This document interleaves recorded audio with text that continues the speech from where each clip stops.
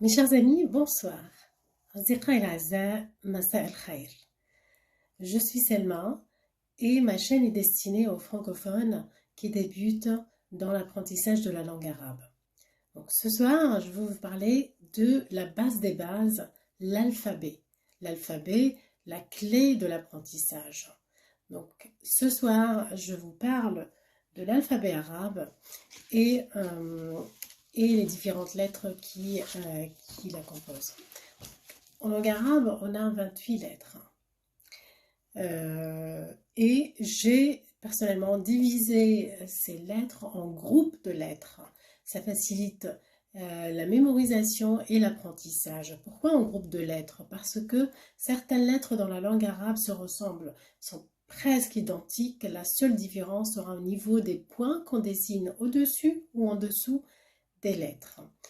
Donc, je commence par le premier groupe de lettres qui est composé d'une seule lettre. Pourquoi une seule lettre? Parce qu'elle est unique. Elle ne ressemble à aucune autre lettre. Et c'est la lettre E. Elle se dessine au-dessus de la ligne et se prononce ainsi. E. Comme une lettre, comme la lettre E avec un accent grave en français. Après, j'ai le groupe suivant. 3 lettres qui sont identiques. La seule différence, ce sont les lettres. Donc, la première, c'est B, T et F. Toutes ces lettres se dessinent au-dessus de la ligne. Et la seule différence entre elles sont les points. La première, le B, un seul point en dessous. T, 2 points au-dessus. Et F, qui est un son qui n'existe pas en français, mais qui existe bel et bien en anglais et auquel on peut s'entraîner à le prononcer en mettant la langue entre les dents et en essayant de prononcer la lettre T en français. T, ça nous donnera ce son-là, parce que c'est un son qui n'existe pas en français et je comprends la difficulté des francophones qui n'arrivent pas à prononcer cette lettre. Donc, pour faciliter la prononciation, vous mettez la langue entre les dents et vous essayez de prononcer la lettre T. Ça vous donnera le son F. Groupe suivant, 3 lettres identiques. Pareil, la différence est au niveau des points. Jim, Ha et Kha. Le Jim, comme un G, le son J en français, avec un point en dessous, le Ha sans point, et le Kha qui est un son qui n'existe pas, et avec un point au-dessus, le Ré. Toutes ces lettres sont à la forme brute, et la forme qui n'est pas conjuguée, c'est la forme en général qu'on utilise en fin de mot. En fin de mot, bien sûr, on commence au-dessus de la ligne et on termine en dessous. Jim, Ha et Kha.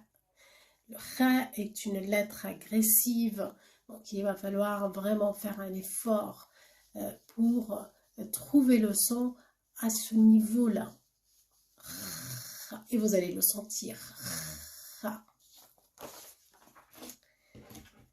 Le groupe suivant, pour vous rapprocher, c'est comme un 3 mais à l'envers.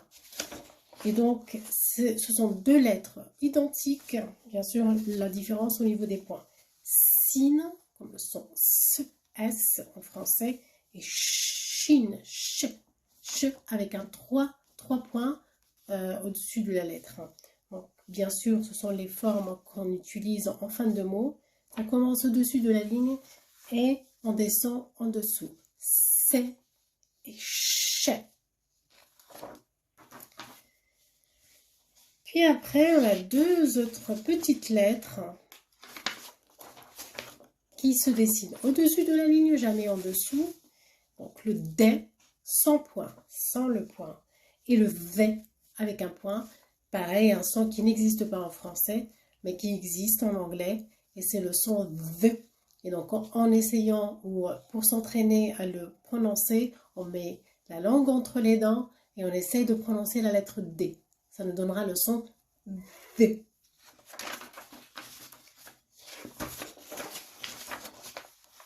L'autre groupe, 2 lettres identiques. Sa, c'est comme le son, mais avec un A, ça.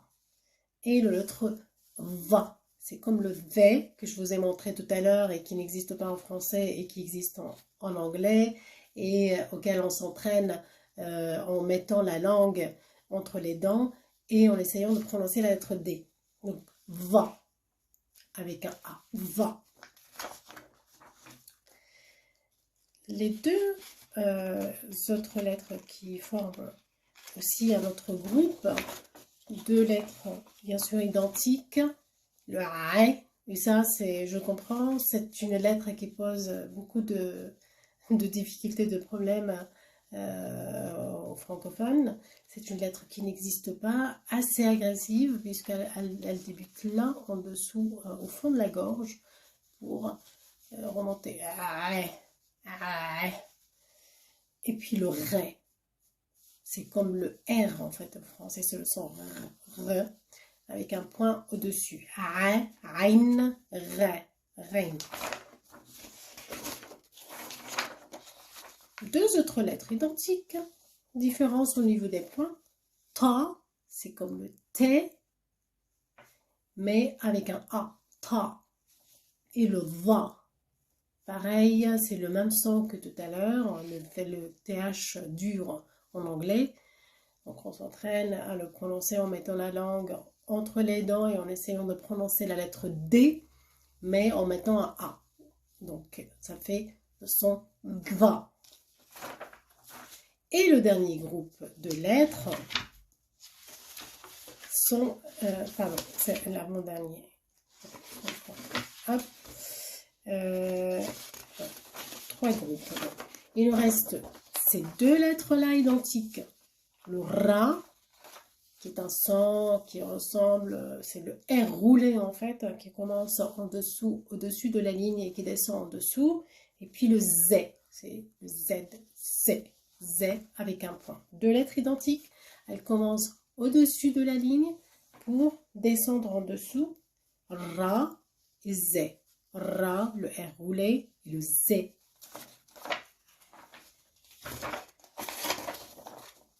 Le fait, qui toujours, même en fin de mot, se dessine au-dessus de la ligne, et le Qa, le fameux Qa, Qaf, Qahwa, donc qui commence au-dessus de la ligne et qui descend en dessous, avec 2 points.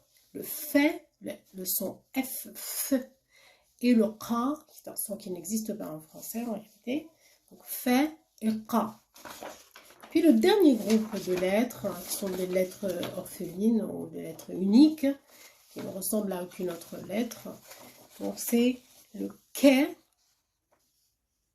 Lem, Mim, Nun, N.